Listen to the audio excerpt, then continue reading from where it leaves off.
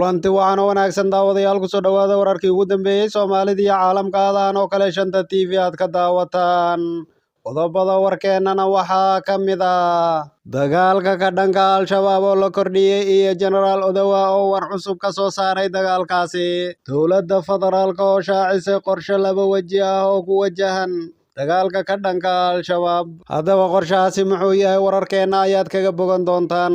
iyo ciidamada dowladda federaalka oo burburiyay maxkamada al-shabaab ku lahaayeen duleedka magaalada Muqdisho qodobadaas iyo kuwa kale oo intaasi ka faahfaahsan ayaad wararkeena kaga bogan doontaa fadlan haddii aad nagu cusub tahay subscribe saar gambaleelkana furo si aad ula socoto wararka iyo warbixinadan halkan soo gelino aynu ku bilowno wararkeena wasiirka gaashaandhigga xukuumadda Soomaaliya Cabdulqaadir Maxamed Nuur iyo taliyaha ciidamada xoogga dalka Soomaaliya General Odawa Yuusuf Raage ayaa gaadhay deegaanada ay howlgalku ka socdaan ee gobolka Galgaduud ayaa sheegay in la kordhiyay weerarada ka dhanka ah kooxda argagixisada al-shabaab kuwaasoo dhibaatooyin badan ku haya bulshada Soomaaliyeed mas-uuliyiinta oo la hadlay boqolaal ka mid ah ciidamada xoogga dalka Soomaaliya iyo kuwa deegaanada ee ku sugan deegaanada Dhumudle Marsamaage iyo Dhisiq Shurufle ayaa ku bogaadiyay ciidamada sida ay ugu dhiiradeen inay la dagaalamaan kooxda argagixisada ee dhibaatada ku haysa bulshada Soomaaliyeed sidoo kalena waxay sheegeen inay aad uga xun yihiin dhibaatada ay al-shabaab u geysteen dadka deegaanadaas ku nool isla markaana dowladda Soomaaliya aysan ka akran doonin wixii taakulayna iyo wax kasta looga hortagayo kooxda argagixisada ee al-shabaab waxaana ballan qaadaynaa inay dowladda Soomaaliya taageero weyn idin siin doonto waxa aan idinku bogaadinaynaa sida aad ugu dhiirateen inaad iska dhicisaan kooxda argagixisada ee al-shabaab ayuu yidhi wasiirka gaashaandhigga Cabdulqaadir Maxamed Nuur sidoo kale wasiirka ayaa sheegay in ciidamada dowladda iyo dadka deegaanka looga baahan yahay inaysan sii fiirsanin dhibaatada ay al-shabaab ku hayaan bulshada Soomaaliyeed iyo dadka deegaanka ee deegaanadaasi ku nool isla markaana ay si laba jabaaraan weerarada ay ku qaadayaan goobaha ay ku sugan yihiin kooxaha argagixisada ee al-shabaab si kastaba wasiirka gaashaandhigga iyo taliyaha ciidamada xoogga dalka Soomaaliya ayaa taniya markii ay howlgallada ka dhanka ah al-shabaab ka bilowdeen deegaanada ka tirsan gobolada Hiiraan iyo Galgaduud waxay kormeer ku soo mareen deegaanada lagala wareegay al-shabaab ee ka tirsan goboladaasi iyadoo muddooyinkii ugu dambeeyay shacabka Soomaaliya iyo ciidamada xoogga dalka oo isgarabsanaya ay kala hortagayeen kooxaha argagixisada dagaal ka dhan ah haatanna xubnaha golaha wasiirada Soomaaliya oo maanta kulankooda caadiga ah ku yeeshay magaalada Muqdisho ayaa waxay diiradda saareen howlgallada ka dhanka ah al-shabaab ee haatan ka socda gobolada Hiiraan iyo Galgaduud shirka ayaa waxaa gudoomiyay ra'iisul wasaaraha xukuumadda Soomaaliya Xamse Cabdi Barre iyadoo oo inta badan ay goobjoog u ahaayeen xubnaha golaha wasiirada xukuumadda Soomaaliya ugu horreyntii golaha ayaa bogaadiyay howlgallada bilowda ee ka socda dalka gaar ahaan abaabulka shacabka ee ku aadan dagaalka ka dhanka ah kooxda argagixisada ee al-shabaab golaha ayaa sidoo kale warbixin ka dhageystay wasiirka difaaca iyo amniga oo faahfaahin ka bixiyay guulaha ay ciidamada xoogga dalka Soomaaliya ka gaareen howlgallada haatan ka socda iyo qorshahooda sugidda amniga iyo xasilinta deegaanada laga qabsaday dagaalyahanada kooxda argagixisada ee al-shabaab sidoo kale golaha wasiirada ayaa warbixin ka dhageystay guddiga wasaaradaha loo xilsaaray howlgallada ka dhanka ah kooxda argagixisada ee al-shabaab kuwaasi oo toddobaadkii hore la magacaabay kadib markii ay bilowdeen howlgallada ka dhanka ah kooxda argagixisada ee al-shabaab kuwaasi oo ay hormuud u ahaayeen shacab is-abaabulay iyo ciidamada xoogga dowladda Soomaaliya oo garabsiinaya waxayna soo saareen qorshayaasha ay ka dejiyeen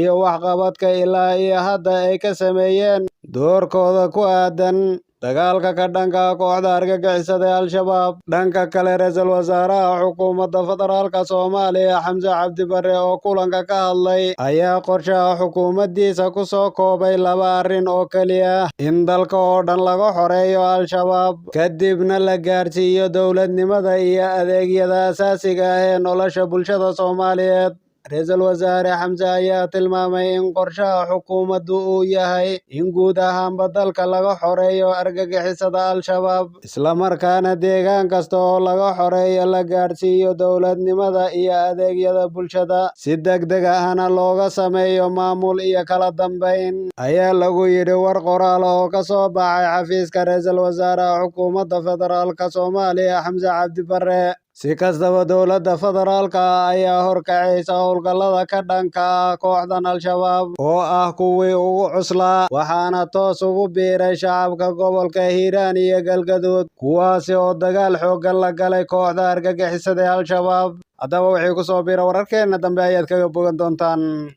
Haatanna faahfaahin dheeraad ah ayaa waxaa laga helayaa howlgal qorshaysan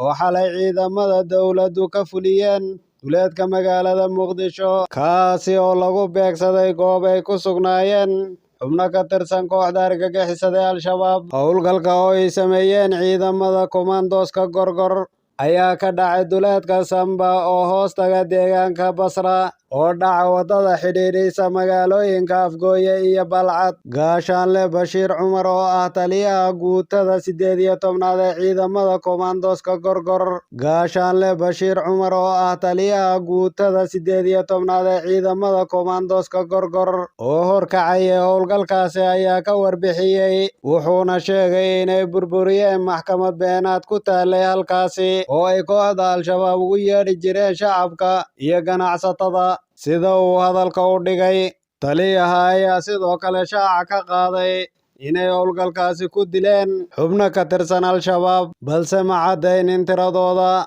Sidoo kale wuxuu tilmaamay inay sii wadi doonaan dhaqdhaqaaqyada ay haatan ka wadaan duleedka magaalada Muqdisho oo ay inta badan weeraro ka soo abaabulaan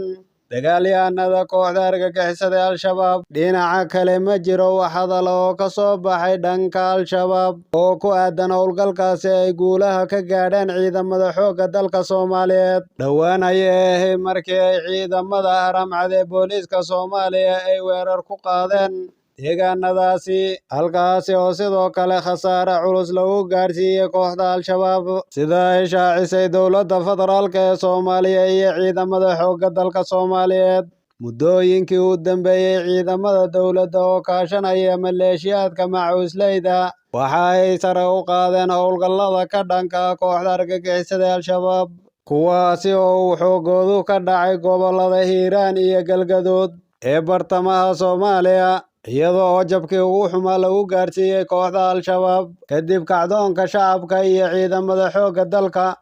oo isgarabsanaya. Qodobkaas ayaa warkeena ugu dambeeyey. Sidaas iyo nabadgelyo.